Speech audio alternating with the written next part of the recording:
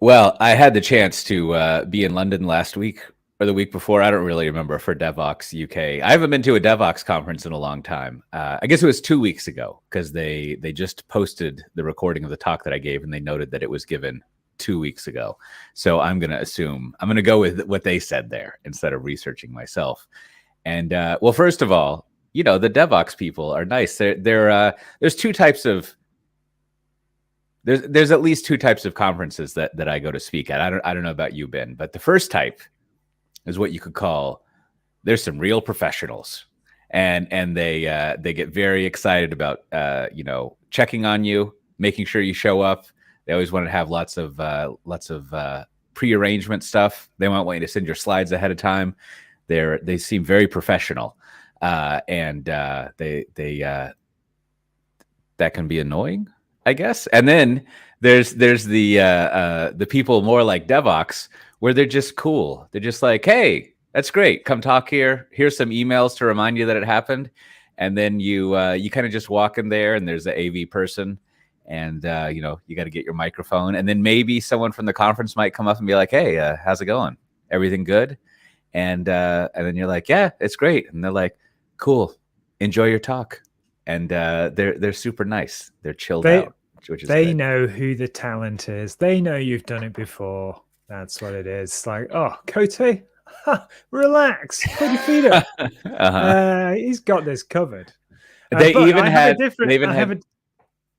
go on. I was going to say they even had bottles of water up there, right? So they know what's going on. That's the sign of a good. And you don't want that sparkling water with gas water, because I don't know about you, but that is not refreshing when you want to clear your throat. You want some liquid, watery water, not this man-made stuff.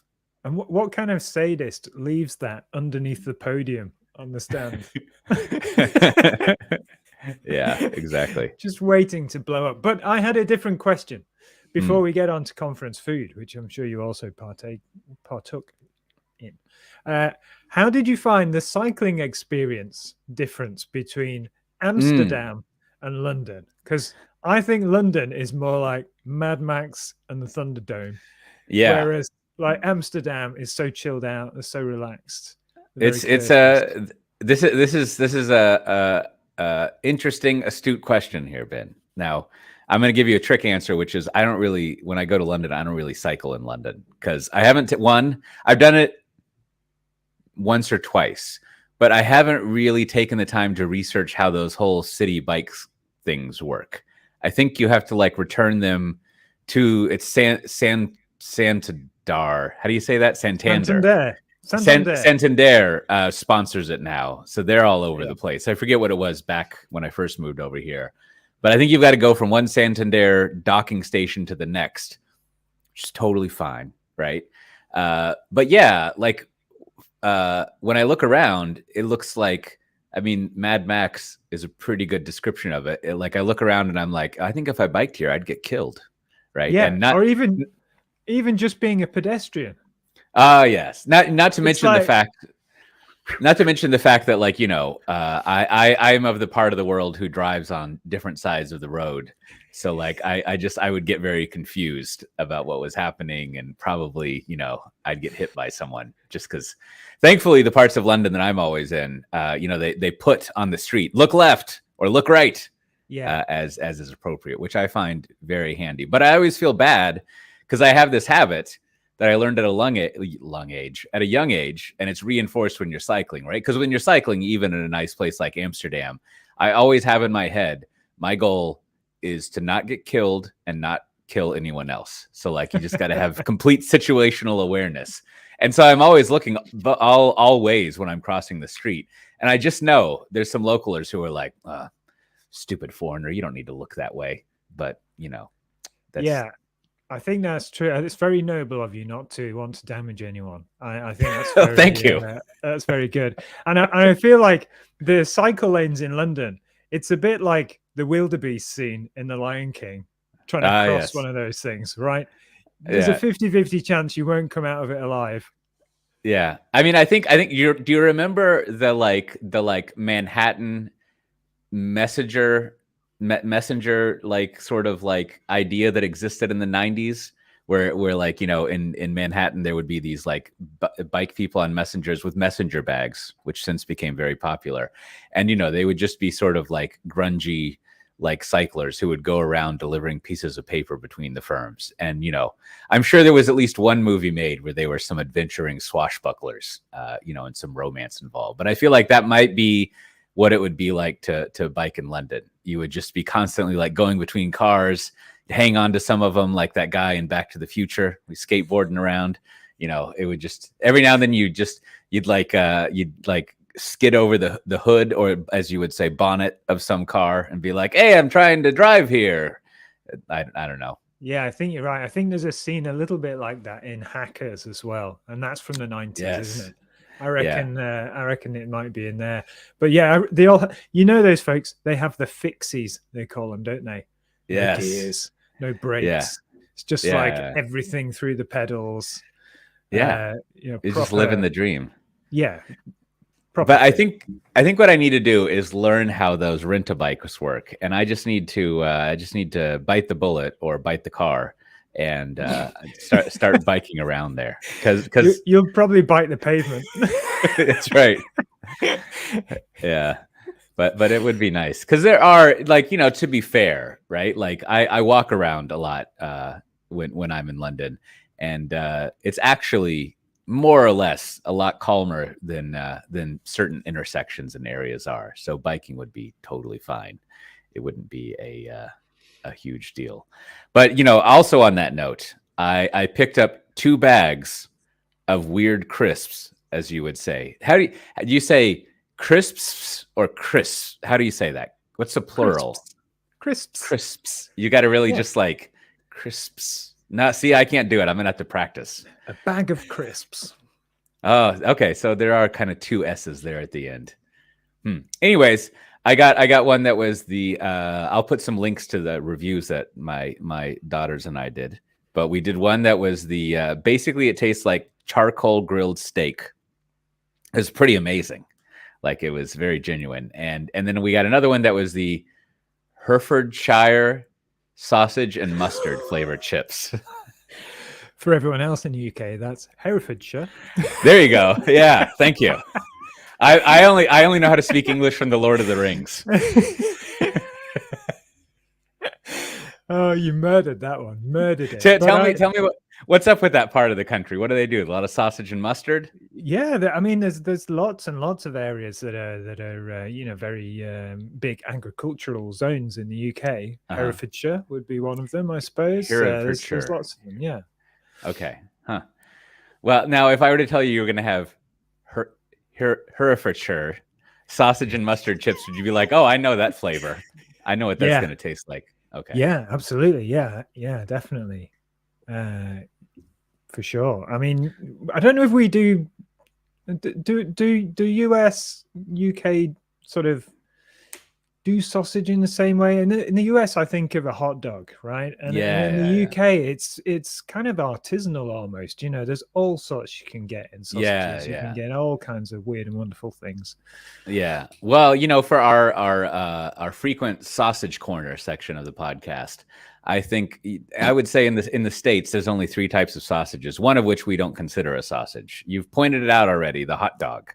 I think if you were to do a survey, little person on the street thing, no one would say a hot dog was a sausage. It's its own thing. But as we know, it is a sausage. And then you have, what would you call it? You have, like, what is the equivalent over here? They have, I forget, I don't know what they call it here in the Netherlands, but it's the sausage that you can either buy off the shelf or in the cool section.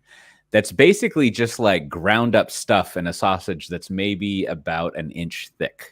And it usually comes in like a deep red tube. And like, you know, you slice it up and it's like not that great, but it's kind of like a typical sausage you would have. And then you have like barbecue sausages, and those are just their own things. And I guess, you know, there's Italian sausages as well. So you've got that. And I'm sure the nation of Italy is like, yes, which of the 50 different types is it? Can you be more specific? Yeah. But an Italian sausage basically just means Usually like a spicy sausage made with pork is what you got going on there. I think if we've got any listeners left, if they can tell us, first of all, are there any sausages that are kind of protected, right? You get European protections, don't you, for different things, right? That's right. The Cornish pasty would be an example of that from the UK, right? It's protected. Are there any protected sausages? I'd love to know. And also, as a sort of plant-based diet person, if you've got any top tips on, plant-based sausages, things I might not have tried yet, let me know. I'd love to hear them. So yeah, for our one listener who's left. Well, and that's sausage corner. Well, that's it. So that's it for this sausage episode. Until next time. Well, I thought as one of our main topics. We'll see if we have time for a second one, but I came across a survey this morning. It was from the US that said it was something like 50 or 60% of people have some interest or thoughts, know about Chat GPT and AI and that kind of stuff, but only 14% of them had actually used it. And that kind of like added some numbers to this this thought I've been building up over the past maybe 90 days or so. That is like, there's not actually that many people who have used this thing. And so sort of like, that's why it's easy for there to be all this like both hype and paranoia around it about, it's going to take over the world or like threaten things, or that it just like, equally that it does all these magical things. Like I was at a dinner with a bunch of some executive types last week. That's why I was in London last week. And of course, we had a conversation about AI stuff. And I think, there was actually, out of 6 of us, like half of us had actually used it directly and used it frequently. But then if, the conversation we had with the other 3 people is it was just sort of like, oh, this thing is like potentially scary and it could do all sorts of weird things. And what's going to go on with it? And so when I saw that 14% of people had actually used it, like it kind of clarified in my head. I use it all the time, almost every day. And I think once you get around, at least when using Chat GPT and even things like Midjourney, like you use it after a while and you realize like, oh, this thing is not a big deal or not as big of a deal as magic. It's not magic, right? Like it's really just a tool that used properly is magical, but is not like some gigantic, big, I don't know, thing. Now, the thing with computers is every year they get better, so maybe it would get better. But so far, and I think I'm copying this from some commentator, but my reflection on it has been that like there is, and I know there's people who very strictly like to say, instead of saying AI, they'll say LLMs or something generation, which I guess is technically accurate, but in ruining the joke that I'm about to make here is like, whenever you use an AI, you realize that there's pretty much no intelligence to it. Like there's no like I try to get it to write lots of text for me and it just like, it kind of does it, but you can see that it's not really doing a great job. So you have to go in and like help it out a lot, right? It's great. It's great as like an entry level person who would do a lot of the drudge work and the toil for you, but you really got to go in there and human it up, so to speak. Now that said, I've used it to generate like Python scripts and stuff. And that for my use is pretty awesome. Like it just like works and does stuff. However, when I was discussing that at that dinner I was at, someone did raise up the point that like, yeah, but like, can you have it like go in and like refactor things for you and evolve it and add new features? And like, where are we as far as like, you could generate those initial scripts, but then like 2 years later, what's the deal with that? And, I guess I haven't really tested out. Go into the script and modify it so that now you can work with Apple Pay. That would be fun. I should have the scripts and say like, make this compatible with key passes or whatever. Maybe it would spit out like 5 pages of things I need to install, which would be cool. But I thought I would, with that opening monologue there, I know you've been looking at it from stuff that you putter around with. What have you been doing with Well, the AI stuff. I've got loads of responses to what Oh you yes, said, really. So yeah, let's make this interactive, as they say. I have been playing with it, yeah, definitely. And first of all, you're absolutely right. You know, the more that you play with it, you do start to notice the rough edges and the things that it can and can't do. And one way that you can definitely see that is what I've been doing recently is learning how to run it locally. So just running it on regular desktop hardware, no sort of fancy graphics cards, all that sort of stuff, just laptop sort of hardware. And when you run it on that sort of hardware and you start to then be constrained by things like processing speed, memory, that sort of stuff, you have to use smaller large language models, right? So that the models shrink in size so that you can fit them in the environment that you've got. So a regular laptop, maybe a 16 gig laptop or whatever, it might be able to take maybe a 7 gig model, something like that. So it's going to load it all into memory and then use that for its parsing. And then when you then chat with that model, its responses are much more dulled than they are when you're using something like ChatGPT online. So you really notice then that actually, yeah, I can see that this is a system that is mimicking behavior. It doesn't actually have behavior. It just sort of mimics it, right? And the other thing I've sort of learned recently, I suppose, from reading around and listening to others in the space and what they have to say about it, is that you know, there are various sort of levels of dumbness that you can experience, and there are ways that you can tune these models just through the setup of the model to sort of make it behave in radically different ways. A good example is setting the prompt to be, okay, whenever you respond to me, respond as a pirate.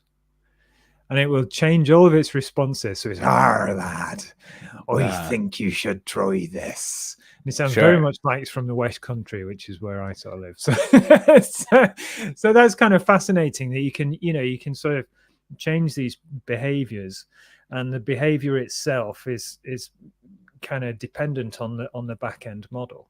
And the other thing you said there was about coding. You know, wouldn't it be nice if you could get it to elaborate on your code for you? And there are several models that have sprung up that are tuned to do just that. So an example would be the Star Coder model, I think. I hope I'm remembering that correctly.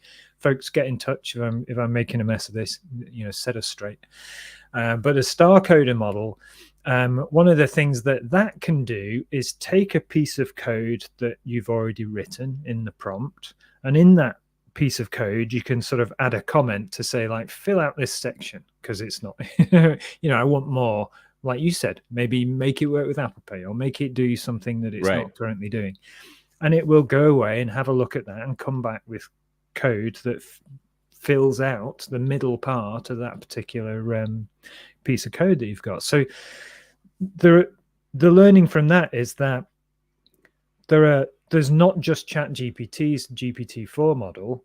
There are lots of models, hundreds of models, thousands of models, and they're all fine-tuned to work against perhaps subtly different use cases, or perhaps created in the first place with different data, right? So you can get ones that are open source, that are based on completely open source data, ones that are closed source, that are based on data sets and data that wasn't, you know, made available publicly, and you can't test, for example, you know, what's in there. Some that are clean, some that are specific to coding problems or customer service problems or whatever it might be. There are literally hundreds of them. So it's a really fascinating space to get into, because you then start to really realize, yeah, actually this is a tool, and it's not necessarily something that you should be afraid of. It's just, in some cases, a time-saving measure, and in other cases it needs a lot of work before it be even remotely useful. So, you know, I'm not worried about it. I think it's just really exciting, the sort of things that it can do. Well, I think, you know, I haven't done stuff locally or changed different models, but I think that would be the next level, at least for me, of interestingness, right? And I mean, well, so first of all, like, how do you, like, is it difficult to make a model, or do you just give it a bunch of stuff and it just figures it out? I haven't tried making my own model, right? But there are the first thing that you need is I think tons and tons of data, right? So you do need a large data set from somewhere, and usually that is an example would be there's a data set called the stack or the big stack, I think, and it's basically based on Stack Overflow sort of data. Right. So you imagine all the information that's going into Stack Overflow over years, pulling that out and cleaning that so that it's removed all the sort of information that shouldn't be there, like personally identifiable information for GDPR, or just removing all the sort of stuff that you don't need. That's the first sort of exercise, and I can imagine that's quite time consuming, I think. Yeah. But then you take all that stuff and run it through these chat model makers, things. I think an example might be something like TensorFlow. Like I said, I've not really looked into it very much. The creation of the model is something that I've not dabbled with, but it can go through those steps to create you finally a sort of binary file that can then be parsed by these model parsers. But then it's not over. You can then also fine tune that again using things like language chains, where you could maybe take a generative model that's good at talking, right? Can actually create responses that look realistic. And maybe add to that some of your own proprietary information, maybe technical documentation for a product, for example. It's one that comes up quite regularly. And then the model will then be able to answer questions about that product. Another example is Kubernetes. There's one called K8GPT, which you can run. It relies on a general model, so something like a GPT-4. Relies on that general model, but then understands Kubernetes, and it acts like a bit like a Kubernetes operator would act. So, for example, you can give it your cluster, and if it spots that one of your apps is misbehaving in that cluster, it can start to recommend remedies and troubleshoot that problem so that you can make that problem go away. So there's all sorts of specialisms and ways that you can modify these general purpose models afterwards to make them more fine-tuned and useful.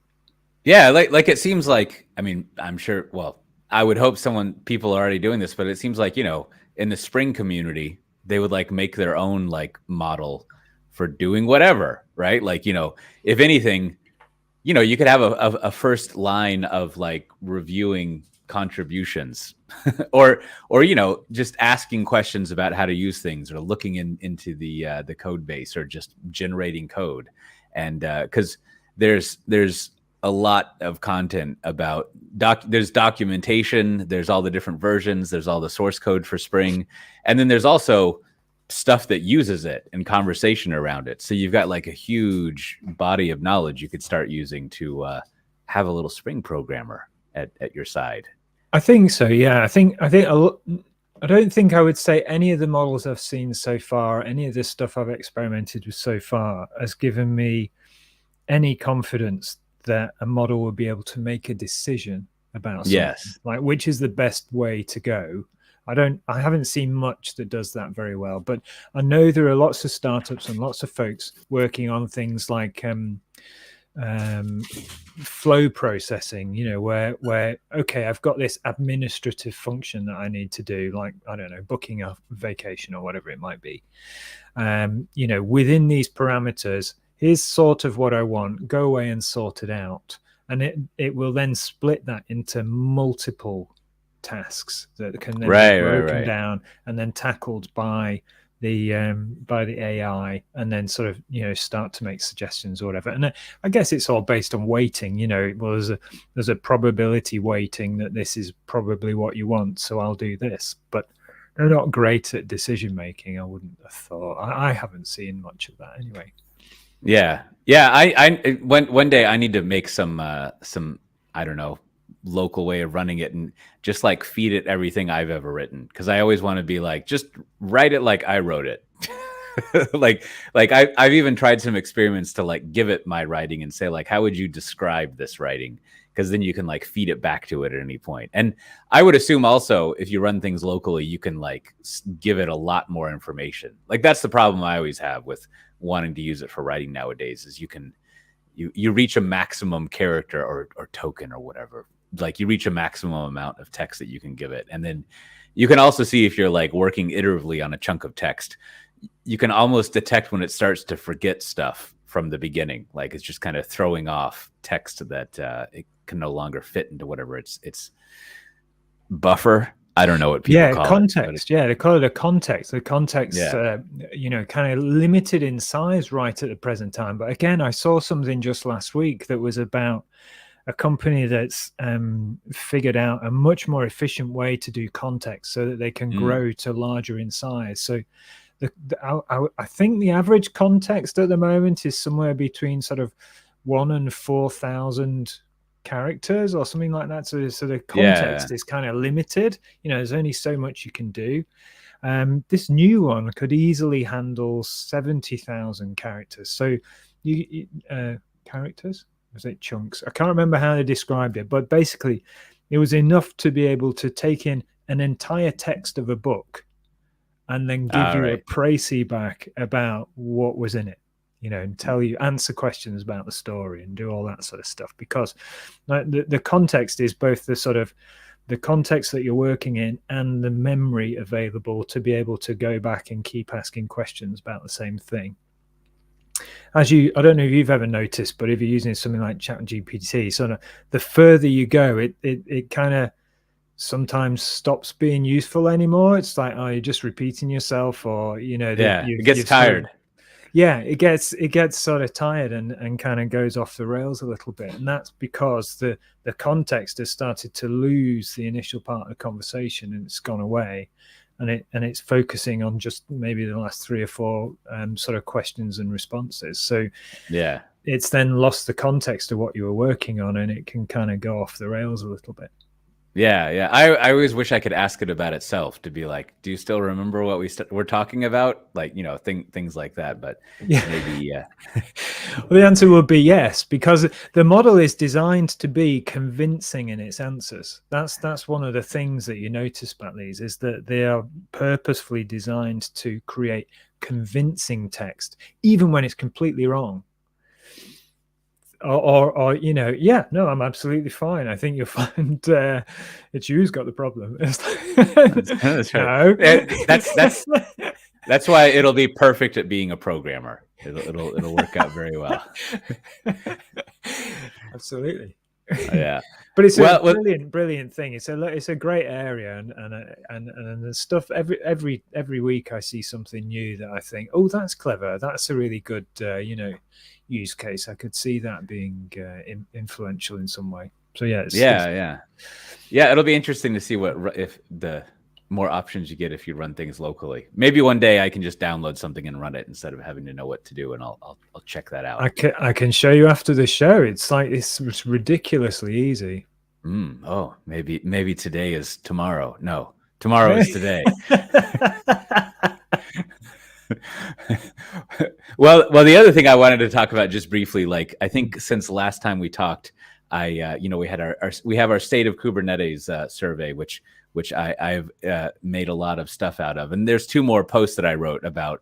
I think, if I remember, the one we talked about last time was about like the multi-cloud like management, like people using multiple things, and I've since published one about like the benefits to developers and the business side, and also the tools that people use. And I think, the fun thing about the tools thing is, being a vendor, of course, we're interested in tools people would pay for, which is a fun set of responses to get. And if when you look at the tools people are willing to pay for, it's more or less what you would expect, like essentially doing, people like to say monitoring nowadays, but like keeping up with the runtime status if things are going well with your old Kubernetes stuff. And people are always interested in paying for security tools and things like that, of course, which is fine. But the other thing I wanted to check in, because I also have encountered some sentiment from people recently. In fact, there was a thread just yesterday in a Slack channel that I'm in. I was looking for some recommendations of people who would talk about, like, what developers should know about Kubernetes. And in true technical expert fashion, this conversation quickly devolved into questioning the premise of the question. And at that point, I was like, oh, looks like it's time for me to go make dinner. Y'all have fun with this conversation.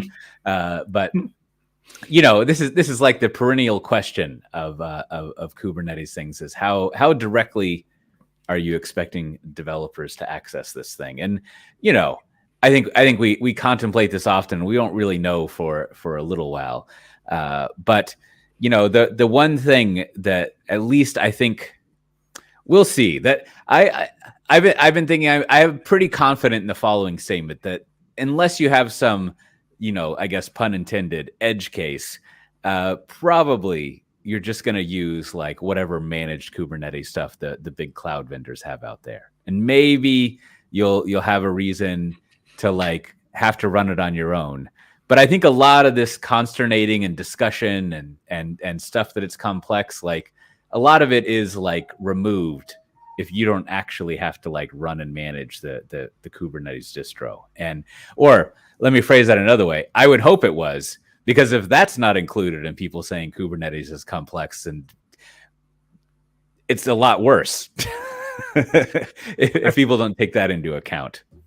I think there's a chance that there are two schools of thought on this as a developer. I've been around developers a lot and I've been in development teams a lot, and I think it sort of boils down to developers too broad a title, right? It's just really, really broad.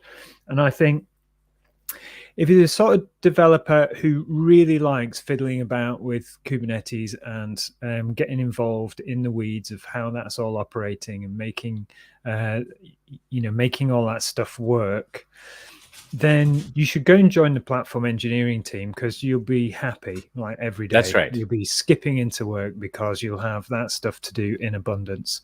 But if you're the sort of developer who perhaps prefers to be working with end users and gathering requirements and making end users' dreams come true, if you know what I mean, that's probably not going to happen by moving the levers on Kubernetes. So you're probably more in the sort of user satisfaction space, if you like. And I think there's a sort of a rough sort of separation there. I think there's definitely developers who enjoy doing both. But if your primary sort of, enjoyment comes from digging down into the technology and being in the weeds, you're probably a platform engineer and you probably really enjoy that space. So you should probably, try and get more time in that space if you're not in it already. Yeah, no, I think that distinction is key. And I try to be disciplined about saying application developers versus whatever.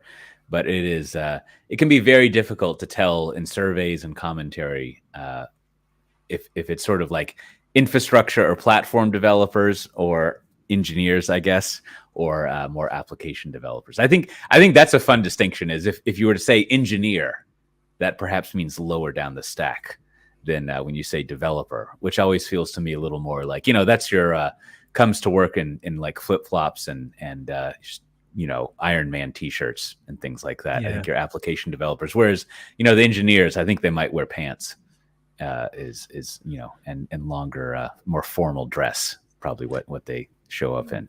Maybe it also comes down to whether or not you're willing to be on call, because yes. if you're dipping about in the sort of Kubernetes space, and people are relying on you for those reliability numbers, the 5 nines and all that, then it's more likely than not that sooner or later you're going to get a call in 2 in the morning, to try and sort something out. That doesn't tend to happen much in the kind of user satisfaction space. There's no user suddenly has a bright idea at 2 in the morning and really must have a brainstorm around a whiteboard. Maybe the application developers creed is no nines here, just not I think that they have a t-shirt with one of those big red signs that's crossed out that has a 9. Everyone's welcome, but you have your what your own preferences are. if you're okay with being woken up at 2 a.m, then again, probably platform engineer is a good space. Now speaking of the ongoing trend of like the bumpy waters of the hype cycle, which seems to accelerate more. It seems to repeat itself. We go kind of like bumpy waves. You kind of slap your boat along. Like what's your take on the recent microservices versus monolith commentary, Ben? I think just to summarize, some Amazon Prime video streaming people. They wrote this blog post that they moved from a serverless back to a monolith application. Yeah. And this created a whole big hoopla on both sides of like, serverless and microservices were always ridiculous. And then, as often happens, the sort of champion is the wrong word, but the level-headed semi-boosters of microservices came in and they're like, well, we've always said it depends. That it's not a 100% thing that you use that, and here's links and footnotes and citations to us saying it's always depends. And I always feel like there's a third part left out, which is, let's call them the just like consumer developer who's like, yeah, I thought that was what we were supposed to all be doing at this point. So that between these three forces, it's always like a little tri-cornered spider diagram of weirdness that's happening. But what's your summarization? What have we learned from the most recent brouhaha of monoliths versus microservices and serverless? I think personally, I was over it years ago. Like the whole argument between these two, types. If you look into stuff that Ollie does, for example, on the Spring team. Sorry, Ollie, your surname's escaped me for a second. But Ollie's doing microliths, for example, where you might design something and imagine it in a monolithic fashion for deployment, but it's constructed in such a way that you can then break those pieces apart and start to use them as microservices if you want to. But there's flexibility in the design to allow you to either coalesce them together or separate them apart at will as you wish, using things like event-driven architecture, for example. So, it's interesting to see all that stuff going on. I was never totally a fan of microservices for everything because particularly with REST, for example, it tended to introduce a lot of architectural issues that you then had to solve elsewhere, with other patterns. So I'll think of a good example of that and put it in the show notes. But there are several sort of issues with that, which you then start to compensate for by having lots of other things all around you, like a gateway, for example. Where you've got lots of tools inside the gateway to compensate for other issues that you might have, like services disappearing and coming back because the network's not very reliable. So right. All sorts of issues around that, particularly with REST. And I spent a lot of time doing event-driven architecture instead, where you're messaging rather than using HTTP, and then some of those problems go away, right? So I'm over it. It's like, yeah, do what makes sense. Don't do what is popular. Yeah. I mean, it seems like my feel of it. Again, I haven't programmed since 2005, so what do I know? But my program feel was always like, yeah, it's a good idea to make things like modular and have kind of clear boundaries between them, and you should do that. And if you need for it to be like a networked